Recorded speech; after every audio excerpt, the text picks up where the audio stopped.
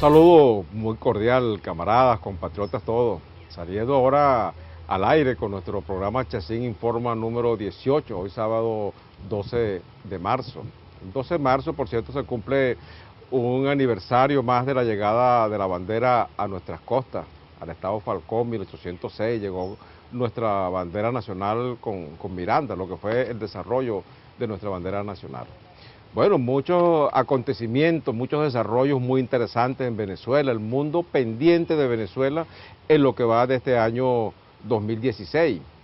Como sabemos, pues hubo un triunfo circunstancial, coyuntural, por determinadas circunstancias que se dieron de la situación económica mundial, la crisis mundial que tiene el capitalismo, la guerra económica que se ha implementado contra Venezuela, ese boicot financiero, boicot comercial que se tiene desde el exterior, guiado especialmente por los Estados Unidos contra Venezuela. Aparte de eso, de la guerra económica reforzada por la contrarrevolución, la que se hace desde Venezuela de mil formas, que ya han sido explicadas y bueno, pudiéramos entrar en cualquier momento a explicar algunos detalles que a veces el público no los conoce y eso es bueno conocerlo. Cómo los industriales y los comerciantes contrarrevolucionarios siguen haciendo negocios, se siguen enriqueciendo, bajaron sus costos, aumentaron sus ventas inclusive, o sea, tienen mayores ganancias y al mismo tiempo están haciendo boicot contra el pueblo venezolano, que es quien sufre ese ataque inclemente que nos han hecho desde el punto de vista económico, desde el punto de vista mediático, desde el punto de vista político, pero creen o creían ellos que podían doblegar a la revolución. Luego de esa coyuntural del 6 de diciembre, ellos creían que podían cambiar lo que es el esquema de la República Bolivariana de Venezuela, que el gobierno lo ejerce, el poder ejecutivo, con nuestro presidente Nicolás Maduro, quien lo eligió el pueblo. Ellos creían que podían cambiar ese esquema y que podían establecer un sistema distinto, engañando al pueblo, y desde la Asamblea Nacional, entonces ellos iban a gobernar. Pero fíjense, ellos comenzaron desconociendo nuestra Constitución, desconociendo los demás poderes, y entonces yendo contra el Tribunal Supremo de Justicia, reconocieron a unos diputados que presuntamente fueron elegidos de manera fraudulenta y de una manera provocadora y de una manera inclusive soez, se dirigieron al Tribunal Supremo de Justicia, desconocieron esos principios y han faltado, pues han venido faltando, pero ha estado la revolución presente, los diputados revolucionarios presentes y los han ido parando. Y el pueblo venezolano que se ha dado cuenta el engaño, la mentira que acostumbra a decir la contrarrevolución, que no iba a solucionar nada, sino que lo que vino fue a desplazar al gobierno revolucionario, a tumbarlo por medios no constitucionales para hacerse llegar al poder y entonces llevar al país, encauzarlo por donde le conviene al capitalismo, por donde le conviene al imperio, que no es necesariamente, y seguro pueden tener esa seguridad, que por donde le conviene al capitalismo y donde le conviene al imperio, ese camino, esa ruta, no es la que le conviene al pueblo, porque esa es la ruta de sufrimiento para el pueblo, de escasez para el pueblo, de exclusión para el pueblo. Bueno, entonces en todo lo que va de este año, la Asamblea Nacional, esa dominada por la contrarrevolución, circunstancialmente ha sido puesta en su lugar. La hemos detenido, la hemos hecho retroceder y el pueblo, sobre todo el pueblo, que es lo más importante, la conoce y está viendo del fraude de lo que se trata y de la enorme amenaza para el buen vivir de los venezolanos que representa el modelo que propone los contrarrevolucionarios de la Asamblea Nacional.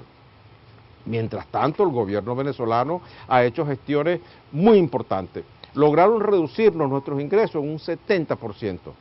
El ingreso en el mes de enero fue menos de un 30% de lo que se recibía por el petróleo en Venezuela, por los precios del barril de petróleo, y siguió bajando, llegando casi a un 25% de los recursos que recibía el país, o sea que nos redujeron de una manera sustancial, tendiendo al 80%, pues un 75% nos redujeron los ingresos, creyendo que iban a doblegar a la revolución. Se han equivocado, constantemente se han equivocado con la revolución. Creyeron que a la muerte de nuestro comandante supremo, de nuestro líder eterno, creyeron y ellos vaticinaban erróneamente, como siempre, que eso iba a ser una pelea aquí en la revolución, que los líderes nos íbamos a pelear unos con otros, que iba a surgir un fraccionamiento y facciones que iban a surgir, y bueno, ya Venezuela, el pueblo venezolano es testigo de eso y sabe que puede confiar en sus hijos de Chávez, en los dirigentes de Chávez, que somos todos, porque Chávez se hizo millones, se hizo un pueblo y aquí estamos todos. Igualmente ellos creían que un gobierno revolucionario, con estas convicciones que tenemos en esta revolución conducida por Nicolás Maduro, con el legado de Chávez, podían doblegarnos por el dinero, por la cantidad de dinero que nos iban a poner de rodillas. Bueno, ya es evidente, hemos tenido un margen de maniobra, hemos tenido campo, siempre hemos tenido la voluntad, la disposición, el ánimo, el entusiasmo de mantenernos unidos en lucha, en batalla, para obtener esa victoria que ya se empieza a ver con más claridad, porque pudiéramos nosotros decir que tocamos fondo, y ya estamos a la ofensiva, ya estamos en ascenso, ya vamos hacia adelante. Miren, en el campo económico tenemos el tema petrolero, que fue por donde ellos se enfocaron principalmente, si vamos al tema económico, y lograron bajarnos el precio del petróleo. Pero resulta que ahora, a través de nuestras gestiones diplomáticas, las gestiones que ha hecho nuestro presidente Nicolás Maduro, la que ha hecho Eulogio del Pino, nuestro ministro de Minas, los grandes productores de petróleo, OPEP y no OPEP, se han puesto de acuerdo debido a las múltiples diligencias que hemos hecho nosotros y a los intereses que ellos tienen también, y hemos logrado entonces una especie de acuerdo que vamos a empezar a llevar los precios de petróleo a donde justamente deben estar. Así, fíjense, hubo una deformación allí por Irán. Irán, tememos que es uno de los mayores productores de petróleo del mundo, e Irán tenía sanciones económicas por los Estados Unidos, no podía poner su petróleo en los mercados petroleros mundiales, estaba restringido, inclusive sus ingresos pues estaban en una situación peor que la nuestra. Levantaron ellos la sanción con la expectativa de que Irán aumentara su producción, inundara los mercados y siguieran bajando los precios. Irán ha decidido, y ya eso es un hecho comunicacional, que va a aumentar solo 500.000 barriles diarios y que no va a inundar los mercados. Los países dependientes del petróleo, a quien va dirigido esas medidas del fracking petrolero, Rusia, Irán y Venezuela. Ya Rusia también ha decidido que va a controlar su producción. Inaudito. Países como Arabia Saudita y otros países árabes también, productores de petróleo, han acordado con Venezuela. Total que hay un equipo de países OPEP y extra OPEP que ya están bajo las solicitudes de Venezuela y bajo las ponencias que Venezuela ha hecho, que ya están de acuerdo en detener esa caída del precio del petróleo y subirla. Entonces ese es el primer punto favorable, ya los contuvimos en la Asamblea Nacional, ya políticamente los tenemos parados allí y los hemos derrota tras derrota, batalla tras batalla los hemos ido derrotando, como ha sido testigo nuestro pueblo. Y mientras los paramos en ese flanco, avanzamos en el otro flanco y tenemos bastantes expectativas con el precio del petróleo y estas gestiones internacionales que se están haciendo. Como si no fuera suficiente, tenemos el arco minero.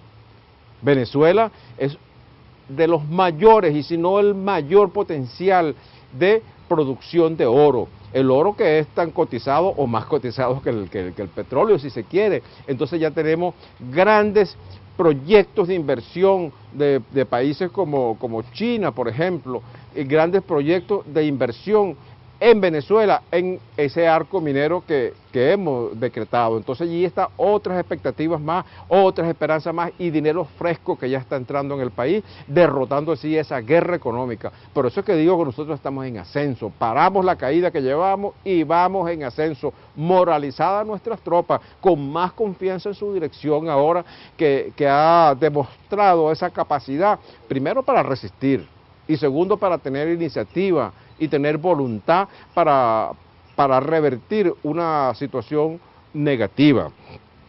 Entonces, en ese escenario cambiante hemos recibido también el apoyo político de los países latinoamericanos, el apoyo político de potencias como la India, de potencias como Irán, de potencias como Rusia, de potencias como China, más allá del desarrollo económico, también hemos tenido el apoyo político. Y como si no fuese esto suficiente, por la parte interna, entonces nosotros tenemos nuestro presidente Nicolás Maduro, que sale con su agenda económica, presidente Nicolás Maduro presentó una agenda económica donde presentó 14 motores que tienen como objetivo, mire, primero, abastecernos, romper la dependencia petrolera. Nosotros estamos rompiendo ese rentismo petrolero. Venezuela ya no puede serlo, un país que vivía de las rentas de petróleo. El peor tipo de capitalismo era que tenemos nosotros en Venezuela, un capitalismo rentista petrolero. Entonces ya con estos motores nosotros estamos empezando a producir, y no solamente empezando a producir para autoabastecernos, sino para exportar. Hay otras fuentes de atracción de divisas. Aquí en Guárico vamos a exportar, ya lo voy a decir en el segundo segmento, oportunamente hablaré un poco de las exportaciones, y eso es en Guárico, y eso es en todos los estados revolucionarios que tenemos aquí en Venezuela. Presenta entonces nuestro presidente Nicolás Maduro esta agenda económica con 14 motores, que aquí lo estamos trabajando en Guárico, y los gobernadores revolucionarios estamos al frente de esos 14 motores. Tenemos el motor agroalimentario, tenemos el motor de hidrocarburos, tenemos el motor de petroquímica, tenemos el motor de medicina, tenemos el motor industrial, y tenemos pues diferentes motores que están y ya empezaron con proyectos reales, activándose, rugiendo esos motores, activando nuestra economía. Al mismo tiempo, la enorme deformaciones, el ataque también venía en el boicot a la distribución. Saben, venezolanos, compatriotas, que la distribución de los recursos priorizados para los venezolanos, tanto de alimentos priorizados como de higiene personal, el 95% los está controlando o los controla el sistema de distribución privado. Las empresas como la Polar, como la Procter & Gamble, ellos son los que controlan la distribución de esos alimentos. Estamos en manos de ellos.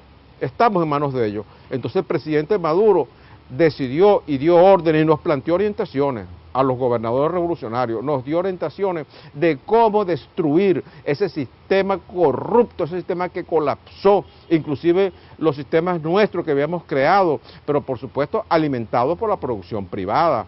Eso es críticas que nosotros podemos presentar concretas en contra del capitalismo, esa capacidad que tiene para buscar siempre los intereses que ellos defienden, que es el de los más ricos. Entonces, este sistema, el presidente Maduro ordenó destruirlo, implosionarlo, que explotara, que desapareciera, y vamos a hacer un nuevo sistema de distribución de recursos prioritarios, de alimentos, un nuevo sistema que rompa las cadenas que existen, que van aumentando los costos, que de una manera artificial, por un producto, sin siquiera moverlo de un galpón en donde se encuentra, y firmar un papel que pasa de una empresa a otra, del mismo dueño, por cierto, ya le suben un 30% del precio, de formaciones como esa, y muchas otras trampas más que se hacen. Entonces, nuestro presidente Maduro desarrolló entonces este sistema de alimentación que estamos creando, que estamos desarrollando, que estamos inventando. Por eso somos robinsonianos, o inventamos o erramos, y no es que lo decimos como consigna, es que lo demostramos en las dificultades que estamos hechos nosotros, al combate, a la pelea. Entonces estamos nosotros con la caballería al galope, sacamos nuestra caballería, ya nuestra infantería está avanzando, ya nuestra artillería está disparando, vamos al ataque, vamos a la contraofensiva. ¿Y qué sucede? ¿Qué sucede cuando estamos en esa circunstancia de ataque, de moralización de nuestras tropas?